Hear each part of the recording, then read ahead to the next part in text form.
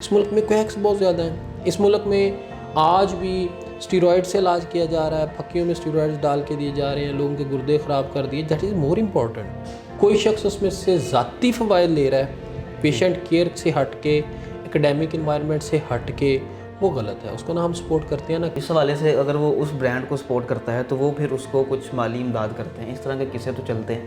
اس کی کیا صداقت ہے؟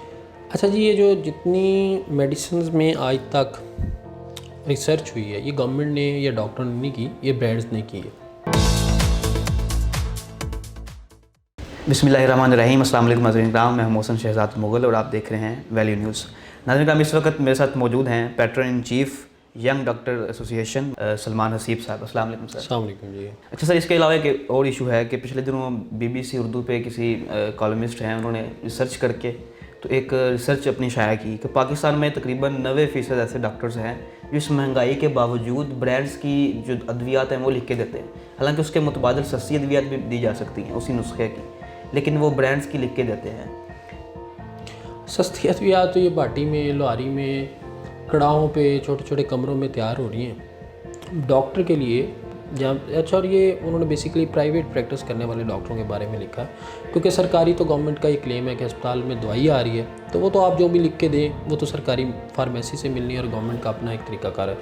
تو انہوں نے بیسیکلی پرائیویٹ ڈاکٹرز کے بارے میں تحقیق کی ہوگی. تو سب سے بڑی بات میں اس میں 3-4 چیزیں عرض کر دوں. پہلی بات تو یہ ہے کہ یہ تحقیق ہی کنٹروورشل ہے, اس کی کوئی بھی کریڈیبلٹی, اس کے کوئی ریفرنسز, اس کا سیمپل سائز کیا تھا, کچھ بھی نہیں ہے. ہمیں تو دیکھنے کوئی نہیں آیا.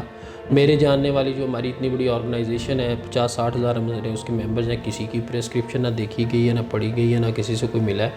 تو اپیرنٹلی تو ایک سستی شہرت لگتی ہے. اس کے باوجود دوسری بات یہ ہے کہ جو انٹرنیشنل گائیڈ لائنس انہوں نے فالو کرتے ہوئے وہ رپورٹ شائع کی ہے, پاکستان کی اپنی گائیڈ لائنس تو بہرحال اس میں نہیں ہے. تیسری بات یہ ہے کہ why to prefer brands drugs and why not to prefer the local drugs. تو پھر یہ اس میں میرا خیال ہے یہ تو patients and the doctors and physicians choice ہونی چاہیے, کیونکہ جو پرائیویٹ پریکٹس کرنے والا ڈاکٹر ہے اس کی پریکٹس تب ہی چلے گی اگر اس کا مریض ٹھیک ہوگا.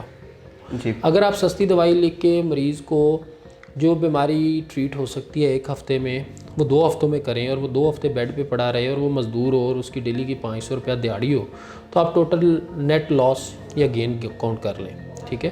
تو میرا یہ خیال یہ ہے کہ پرائیویٹ ڈاکٹر تو یہ تو ایک اوپن مارکیٹ ہے. کوئی بھی ڈاکٹر اپنے مریض کا برا اس لیے نہیں چاہے گا کہ اگر وہ اچھا علاج نہیں کرے گا تو دوسری دفعہ تو ایک گلی میں 10 ڈاکٹرز بیٹھے ہوئے ہیں. تو یہ رپورٹ کو ہم تو مکمل طور پہ مسترد کرتے ہیں. اس رپورٹ کی وجہ سے ڈاکٹرز کی ایک ریپیوٹ کے اوپر سوال اٹھانے کی کوشش کی گئی.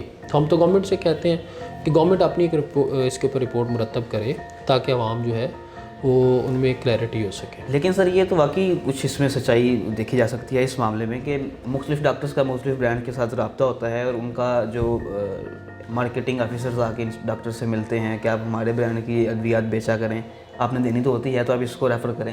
تو اس حوالے سے اگر وہ اس برانڈ کو سپورٹ کرتا ہے تو وہ پھر اس کو کچھ مالی امداد کرتے ہیں. اس طرح کے قصے تو چلتے ہیں. اس کی کیا صداقت ہے؟ اچھا جی, یہ جو جتنی میڈیسنز میں آج تک ریسرچ ہوئی ہے, یہ گورنمنٹ نے یا ڈاکٹر نے نہیں کی, یہ برانڈز نے کی ہے. جی. اور یہ ریسرچ کہیں گھر بیٹھ کے نہیں ہو رہی ہوتی ہے, انہیں OPDs میں, انہیں ہسپتالوں میں ہو رہی ہوتی ہے, اور یہ ریسرچ میں کوآرڈینیٹ ڈاکٹرز بھی کر رہے ہوتے ہیں. تو جو ریسرچ برانڈز ہیں وہ اپنی ریسرچ پہ بھی انویسٹ کرتے ہیں, وہ ایکیڈیمک ایکٹیویٹیز کو سپورٹ کر رہے ہوتے ہیں, اور یہ آپ کا PMDC اور ملک کا قانون الاؤ کرتا ہے. ہاں, کوئی شخص اس میں سے ذاتی فوائد لے رہا ہے پیشنٹ کیئر سے ہٹ کے, اکیڈیمک انوائرمنٹ سے ہٹ کے, وہ غلط ہے. اس کو نہ ہم سپورٹ کرتے ہیں نہ کریں گے. لیکن میں آئی واز انوائٹیڈ آن اندر TV show few days back, اس پہ بھی یہی شور تھا. میرا خیال یہ اس رپورٹ کی وجہ سے ہوگا, 92 نیوز پہ میرا خیال. ہاں میرا خیال. تو اس میں بھی میں نے یہ بات کی, اصل میں وہ ایک رپورٹ ہے جس نے اتنا بڑا کنفیوژن دیکھا ہے. Otherwise in your daily life اگر آپ دیکھیں ایوری ڈے لائف, تو ایسے ایک بہت بڑا ایشو, آنیسٹلی اسپیکنگ, یہ نہیں کہ میں کوئی ڈاکٹرز کو سپورٹ کر رہا ہوں, ایسا نہیں ہے کہ کوئی کوالیفائڈ ڈاکٹرز میل پریکٹس کر رہے ہیں. اس سے زیادہ امپورٹنٹ اس وقت جو ہے, جو ہونا چاہیے تھا ڈسکس, اس کی چونکہ رپورٹ مرتب نہیں ہوئی. اس ملک میں کویکس بہت زیادہ ہیں. اس ملک میں آج بھی اسٹیرائڈ سے علاج کیا جا رہا ہے, پھکیوں میں اسٹیرائڈز ڈال کے دیے جا رہے ہیں, لوگوں کے گردے خراب کر دیے. That is more important. ٹھیک ہے.